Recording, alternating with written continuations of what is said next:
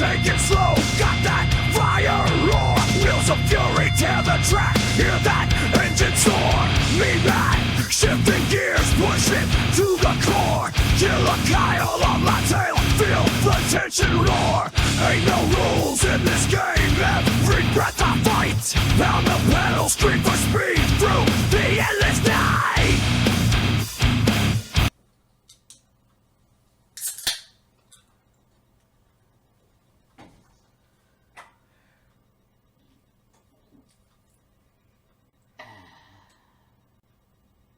Hey, me Matt here, and this is Killer Kyle, and welcome to another episode of Wheels of Fury. In a new installment of Look Back at Year Series 2003. I remember we covered 1993 not too long ago. Yeah. So I figure,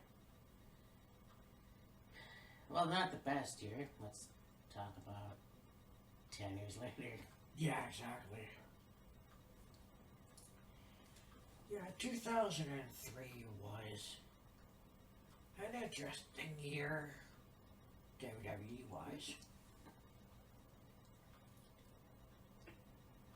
Yeah, and I mean, you look at the Royal Rumble, you look at, well, let's talk about Survivor Series 2002, because you have the debut of Scott Steiner, well, the big bad booty daddy. Yeah. I mean, Scott was in WWE before with his brother, but this was kind of like the first time, I think, you saw the WCW invasion in a way, like a WCW wrestler coming to WWE. Yeah, exactly. So, And yeah, this was, of course, just like 2 years after WCW closed its doors down. So a lot of the guys that were in WCW at the time of its closing eventually ended up in WWE. Billy Kidman, Booker T, William Regal, so on and so forth. Like there's a lot of guys that went to WWE. The WWE acquired them through purchasing the WCW, but like it wasn't really until a little bit later that you saw like the bigger name talent in WCW. Like, you know, Billy Kidman was a fairly big name, you know, and like Shannon Moore and like so many others were big names, but like they were more like main Carters. yeah. It wasn't until later that you had your main eventers join WWE, like Scott Steiner, like Goldberg, like Kevin Nash, the NWO, whoever else. Yeah. Or not like others. Well, and you look at it too, you would have Goldberg coming in shortly after WrestleMania, so Yeah. I think this was an up and down year. I don't remember 2003 as a particularly good year in WWE, but there's definitely memorable things that happened. Yeah, like 2003 really wasn't like the best year for WWE, but like they just wrote it out essentially. Yeah, so, I mean, this is the first installment of 2003 Look Back at Year Series, so it's going to be an interesting one. I can't wait to talk about it. Yeah. So here we go. Now, before we get this thing started, it was a little while ago that Matt and I watched a video of Game Drops, and he was doing a comparison of foods from different like gas stations. One was H Mart, the other one was another, like there. He went to a Shell gas station, and then there's like this little convenience store or little store next to it, And then there was another place that he went to, and gas station food, let's be honest, it's hit or miss. Yeah. Some of it can be really good, some of it not so good. You name it, you can pretty much buy it from a gas station. Well, it turns out, in this video, Dame Drops happened to come across a Sprite Chill, Ooh. which is a cherry lime flavored Sprite, basically. So on Wednesday, I just decided, you know what, it's a nice day, get out for a little bit, just to get outside, nice day, why not? And I thought, you know what, I'll take a trip over to the convenience store that's fairly close by here and just pop in, have a look around, and lo and behold, what did I find? Well, shit. This Sprite Chill.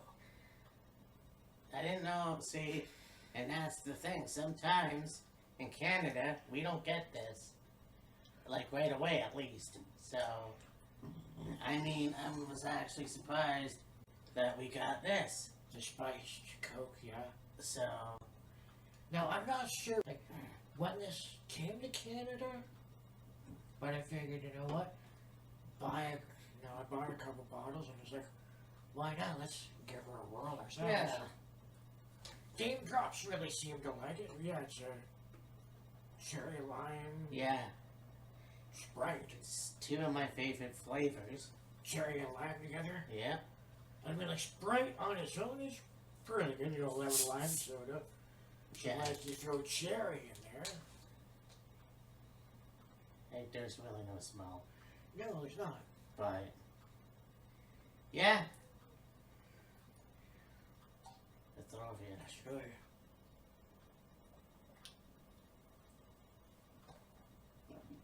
Ooh, that's good. Oh, yeah, that's good. That is refreshing. Wow. Yeah. When you first take a drink of it, you get the lime right up front. It's not super strong, like not really tart or anything. It's a really nice lime flavor.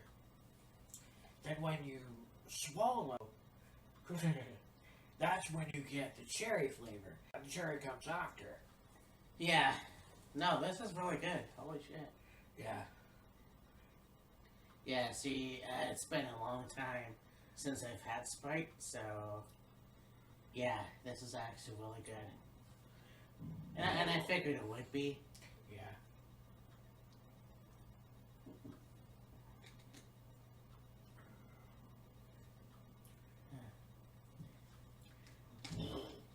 Hydrated tonight. Yeah, exactly.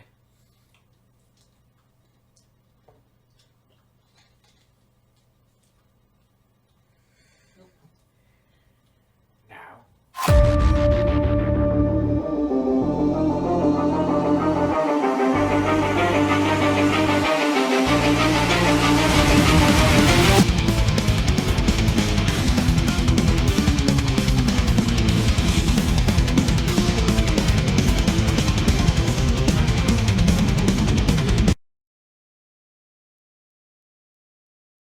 And with the pre-show, we've got Jamie Noble versus Rey Mysterio.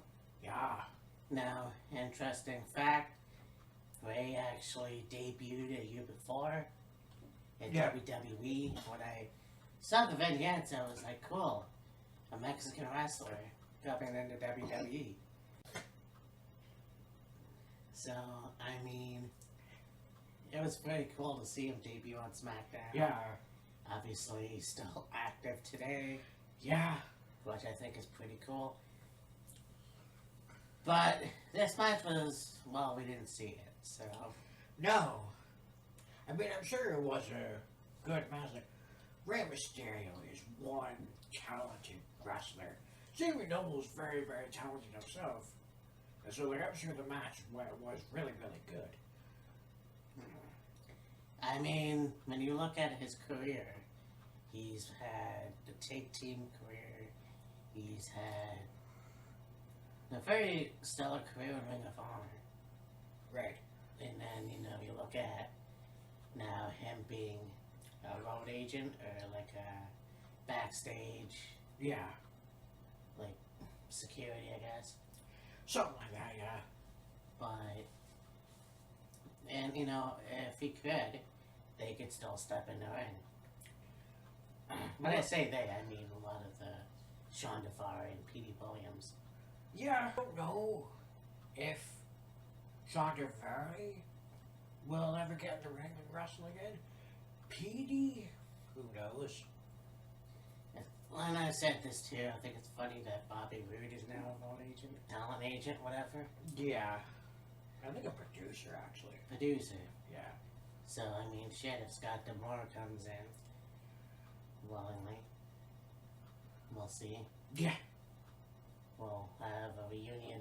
Speaking of TNA, if not, check out my Instagram.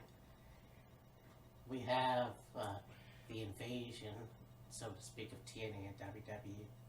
Team Canada reuniting if that happens. Yeah, exactly, right? But, yeah, I mean, this was a good match, I'm sure. I think that I don't know how long Rey Mysterio is going to be wrestling in the company. Yeah. I mean, he's still very well, like, in the ring.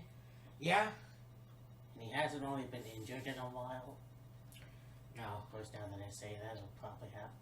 But, Well, I mean, you can see the last injury he had was when Santos drop kicked the steps into Rey's knee. yeah, That, that was a really big one. yeah. When you take into consideration the fact that the man's been wrestling now, well, in WWE at least, for 22 years, Yeah. that's pretty damn good. I mean, him, Randy Orton, Joe John Cena in there. Yeah. Nick Nemeth. Well, yeah. I mean, he didn't really start until 2005. Yeah. So, anyway. Yeah, so next year, like if Nick hadn't have got let go by WWE, next year would have marked 20 years of him being in the company. Yes. So, yeah, of course, Rey Mysterio got the win on that match against Jamie Noble. Yep.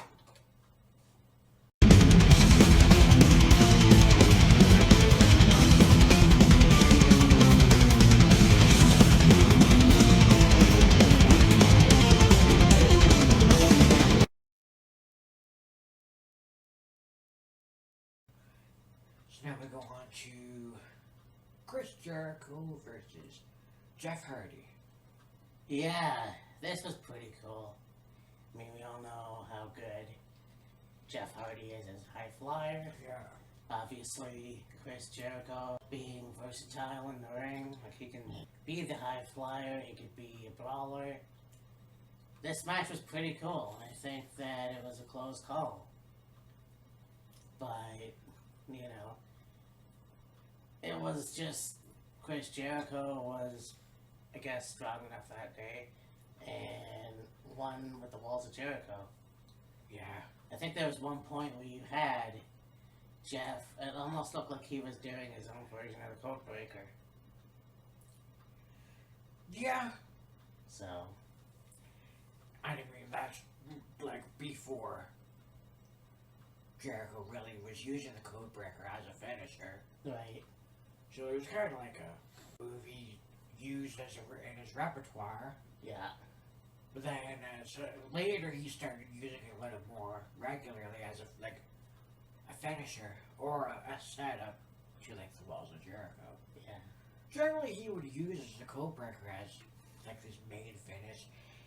Well, it seemed to be once he started using the Code Breaker, he very seldom would use the walls. It's Yeah, like, that's true. you know, it was like if you used the code breaker as a near fall or a falsie, if you will, then he would go to the walls. Generally speaking, he would win his matches with the code breaker. So I mean, Yeah.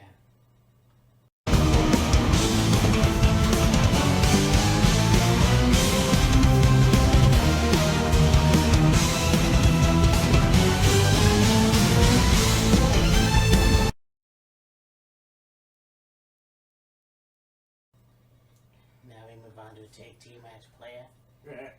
The World Tag Team titles. You've got the Un-Americans. I don't know if they were the Un-Americans at this point. William Regal and Lance Storm versus the team of Kane and Rob Van Dam. yeah, who would ever thought you'd see William Regal and Lance Storm as a tag team? Lance Storm's another guy that came over to WWE from WCW. Hell of a wrestler. Yeah.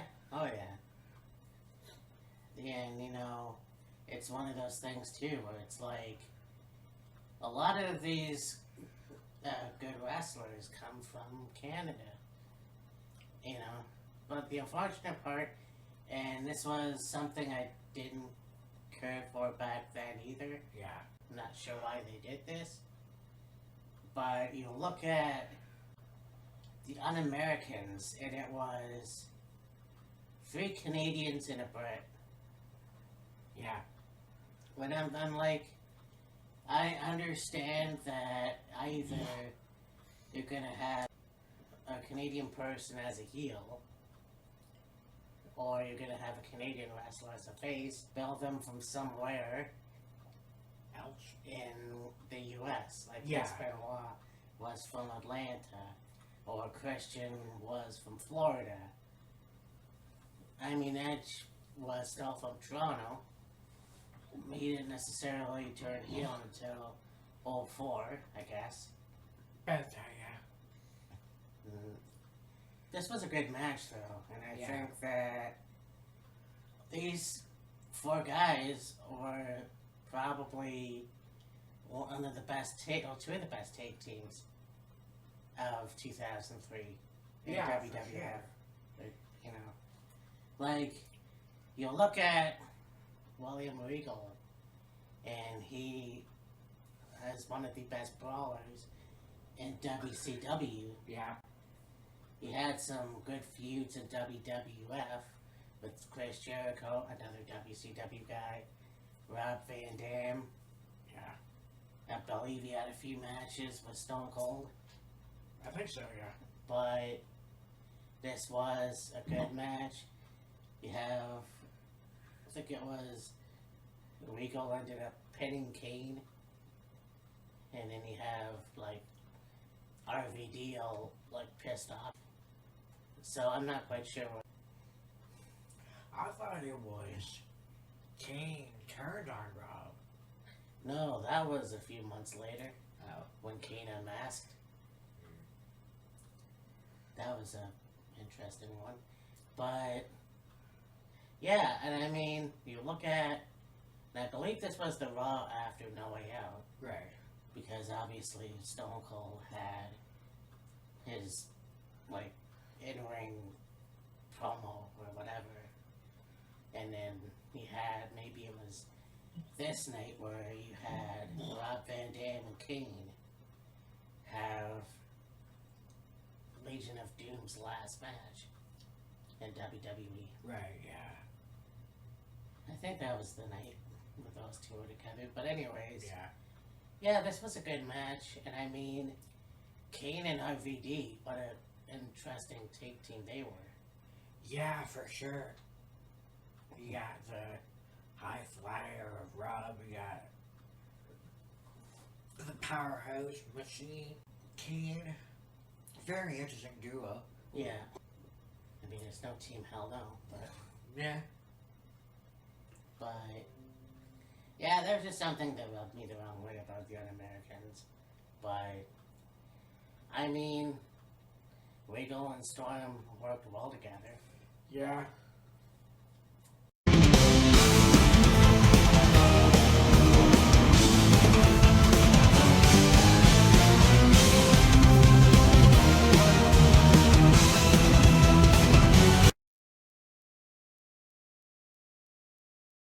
Then we got a match for the Cruiserweight Championship. Matt Hardy versus Billy Kidman. Yeah. Yeah, Matt Hardy. This was a pretty good heel run. I mean, you have the whole thing with Monster Magnet playing in the background, and you have the Titantron with all these facts Yeah. of Matt Hardy. Yeah. And then, of course, the MFers, Attitude followers, or whatever. Something like that, yeah. Whatever it was. But yeah, I mean, you have Matt doing his training backstage with Shannon to become, cruiserweight. Yeah. So he got the job done, obviously, wins the title. And yeah, this match was pretty good too. Right, yeah. But Matt Hardy ended up going over. I think Billy Kidman was a good wrestler. I just don't know how he got injured or how he got out of wrestling. Yeah, exactly. Of course, Matt Hardy's still wrestling today. Right now, he's in TNA again. Yeah. The Broken One returned. Yeah. Wonderful.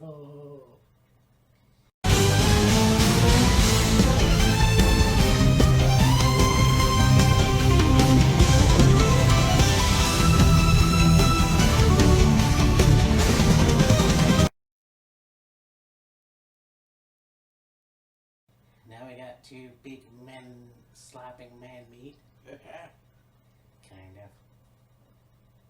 Now we have The Undertaker, the American Badass, versus The Big Show, Yeah. who was aligned with Paul Heyman.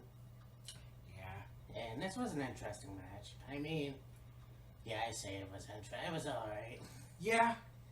I mean, both these guys had very good matches since '99, and I mean, they teamed together, they wrestled each other. Yep.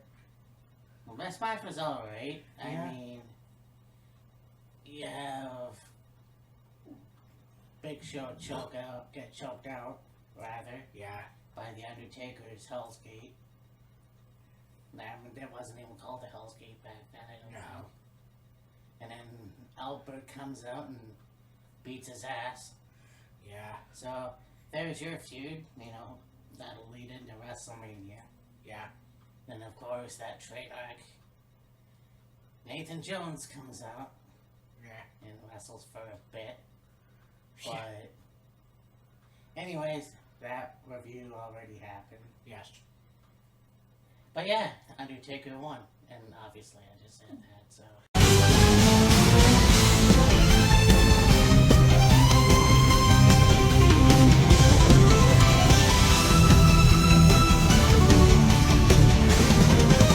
Cat match. Not sure why they did this, but you had Brock Lesnar and Chris Benoit versus Team Angle. Kurt Angle's really awesome, so Benjamin. Yeah. Yeah, I don't know either. Yeah, I don't know either, because, Brock Lesnar was the WWE champion, and...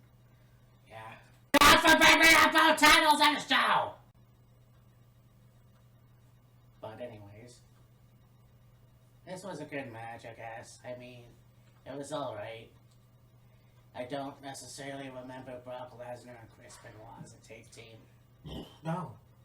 So, it's like, well, let's throw them together and see what sticks. Seemingly. And then obviously Team Angle worked well. And, Yeah. this was actually the match where Kurt had Brock in a headlock. Brock went down in a turnbuckle and that slammed Kurt's head back, which jarred his neck. Yeah. So that gave him neck issues up until Well, he had the match at WrestleMania. Yeah. So he broke his neck, and then of course we all know what happened to Brock after WrestleMania 19. Yeah. So, but yeah, this match was just there, unfortunately. Yeah. I hate to say that. Yeah, pretty much. Brock and Benoit won. Yeah. So, yay.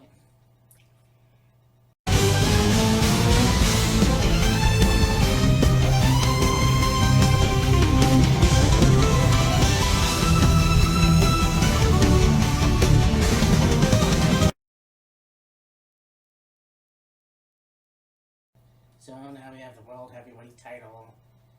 We got Triple H versus Scott Steiner. Yeah. I aforementioned Scott Steiner. Uh-huh. And this match was a hell of a lot better than the Royal Rumble. Right, yeah. I mean, that was the shits. Sure. Yeah. And so I think that this match obviously was better. You had Evolution try to interfere. Yeah. I don't think Scott ever won the world title in WWE, I don't believe so. which was kind of the shits. I mean, okay, it wasn't really. I don't think Scott was a very good wrestler, Yeah. but I mean, this is also the time where it was like Triple H had a big ego. So it's like, hey, hey, there's a WCW guy. Let's put him with Triple H. We did that with Goldberg. We did that with Sting. But yeah, Triple H ended up retaining the title, and then of course, the history goes on from there. Really, it wasn't that big of a deal to have Scott have the title. Yeah. So Yeah, I don't know. Anywho.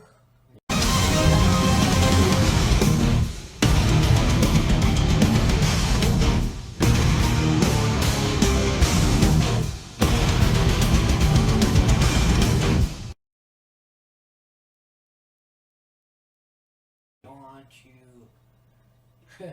this became a very interesting rivalry. You got Stone Cold Steve Austin versus Eric Bischoff. Eric went into the ring one night and he was like, I know that you're gonna wake me because I decided that I'm gonna challenge Stone Cold Steve Austin. Now, at this point, Stone Cold was, well, he took his ball and he went home. And so, a few months later, Bischoff was like, yeah, I'm gonna make this happen. So for weeks, he would try to find Steve somewhere. He even went to the bar, punched some guy out, I guess. So No Way Out happens. He gets into the ring. He's got his black gi on. Yeah. Because he's a black belt in karate, I think. Yeah. So they're waiting, and then there comes Stone Cold Steve Austin in all of his glory. And he just whipped the piss right out of Eric Bischoff. Yeah. I mean, he even, he would do a pin attempt and he would lift up his arm. Yeah, he'd stun Bischoff, go for a pin, lift up his arm, pack him up, give him another stunner, go for another pin, pick up his arm. He did it like 3 times. I was alright, fine. I was like, okay, fun, the games are over. Pinned him, got the win, and then after the match, give him another stunner. It was pretty cool. I mean, we know the history, Austin being fired from WCW FedEx or whatever. Yeah. And that whole thing. After this match, obviously, you would have Austin would still wrestle until 19, then on that Monday get fired. Of course, we all know that this was because Steve Austin couldn't wrestle no more.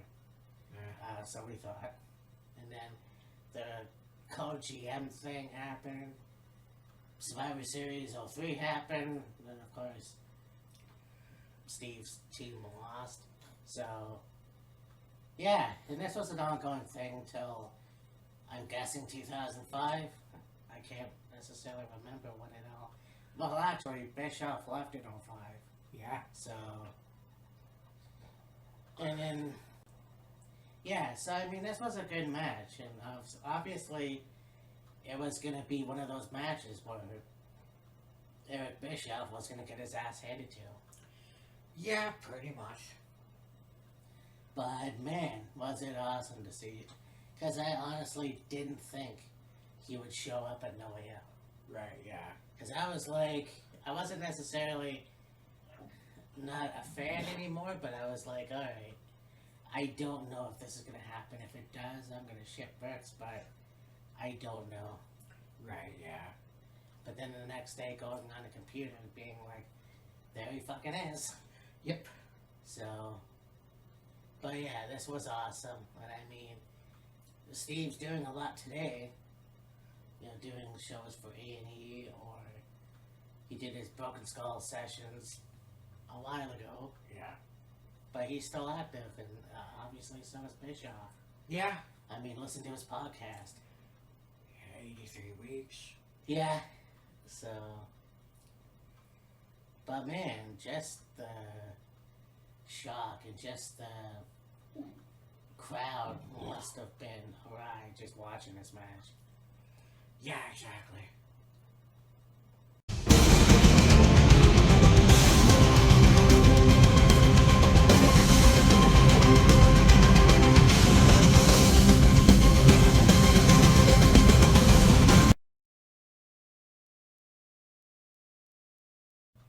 Now we have the main event. This is a rematch from WrestleMania 18, and kind of coincidental because WrestleMania 18 happened at the Skydome in Toronto. Yeah.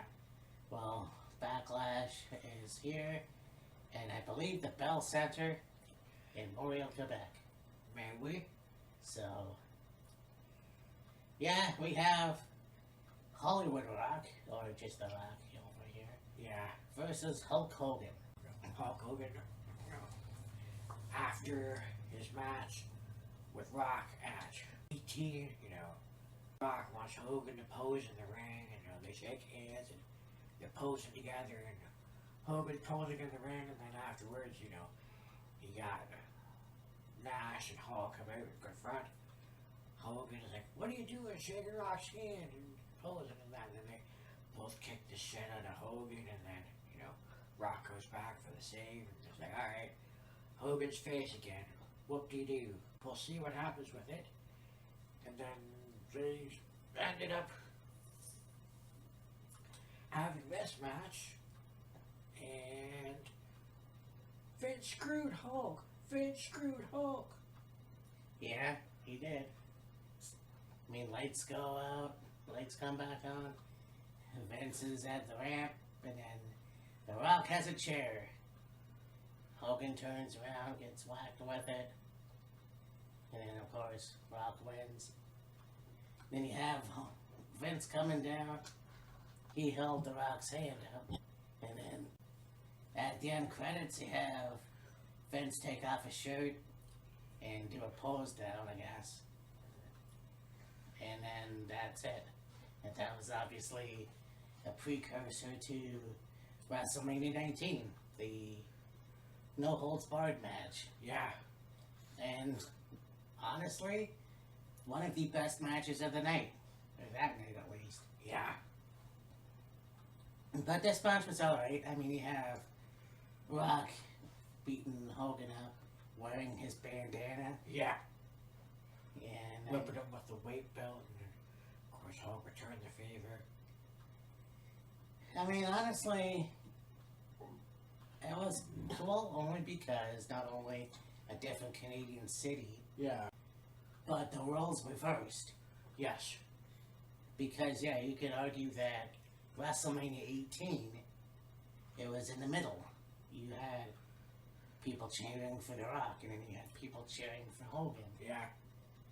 But here, because, again, WrestleMania 18, Hogan was supposed to be heel, Rock was supposed to be face.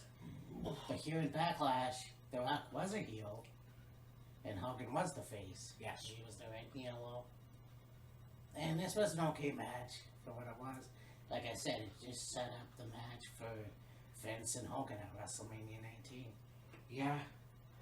And I mean, it was cool because you got to see these two guys have another match, and you didn't know if that was ever going to happen. Yeah, exactly. I think the build up to this match was mediocre at best. I keep hearing Hogan in my head with calling him Rocket Jabroni, which I still don't understand where that came from. Yeah, I don't either. But yeah, I mean, this show all around, I think, was pretty good. Yeah. It, again, wasn't great, but it was good. Yeah. And I mean, it leads into a lot of the pay-per-views we just talked about. Were memorable, but again, not that good. Yeah. And then, of course, the next year, actually, that was Backlash, was The Rock and Goldberg. Yes. And then, of course, Montreal wouldn't have another real pay-per-view until Backlash of 2004. Yeah. So, which is exactly probably that one. But anyways, yeah, this was a good show. And I mean, you had the matches that were made, because that, you know, eventually would lead into The Rock and Austin Part 3. Yeah. You know, McMahon and Hogan. Yeah. Now, during the Chris Jeff match, you had Shawn Michaels interfere. Yeah. So that led into, obviously, their match. But this was a pretty good show. Yeah. One thing I noticed, and it's a minor thing, but just looking at the times of these matches, and like, okay, some of them were shorter than others. The handicap match, though, and the world title match, right? The handicap match went a full 18 seconds longer than the world title match. The handicap match went 13 minutes and 19 seconds. The world title match went 13 minutes and 1 second. That's bullshit.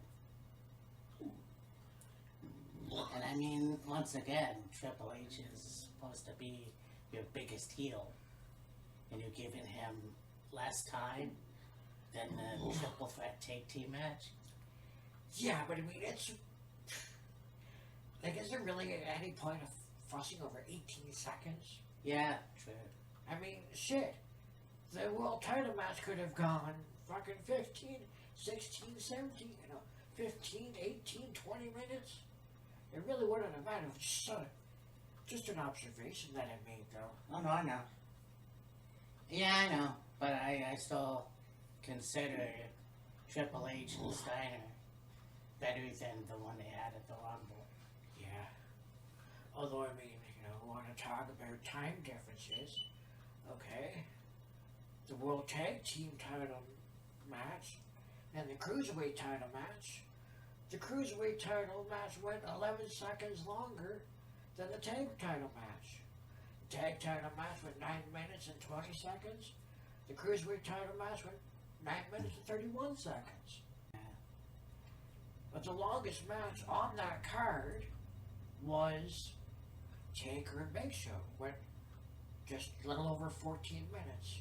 And that's a little surprising to me. Well, I guess it isn't, because it is The Undertaker, but... Yeah. Look at matches. Like, okay, this is back in 2003. Here we are 21 years later. And in my opinion, it's not uncommon nowadays for matches to go 15 to 20 minutes. That's true. At least. Oh yeah, I mean, back then, you have a lot of things that are happening now that aren't a big deal as they were back then. Yeah. If that makes any sense. But, Right. anyways, so this has been our first installment of Look Back at Your Series 2003. Yeah. And we'll talk about the next two that we're gonna do. Who. But Yeah, exactly. anyways, so the next time we're back, The next time we will be back is for predictions for Battleground. right? Yes.